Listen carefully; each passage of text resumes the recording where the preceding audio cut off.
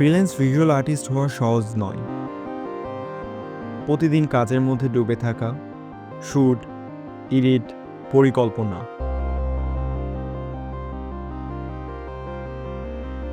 নিদ্রাহীন রাত, শেষ না হওয়া পথ, আর অচেনা শহরের সস্তা হোটেলগুলো হয়ে ওঠে সঙ্গী।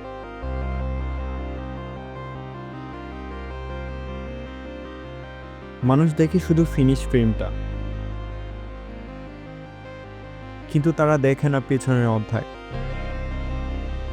পথের নিঃসঙ্গতা, আর সেই প্রশ্নবিদ্ধ মুহূর্ত যখন নিজেকে জিজ্ঞেস করি এত কিছুর মানে কি। তারপর হঠাৎ ধরা পড়ে একটি ক্ষণস্থায়ী সত্য, একটি অনুভবের ছবি, আর সেখানেই তো জাদু। সেজন্যই থেমে যাওয়া যায় না,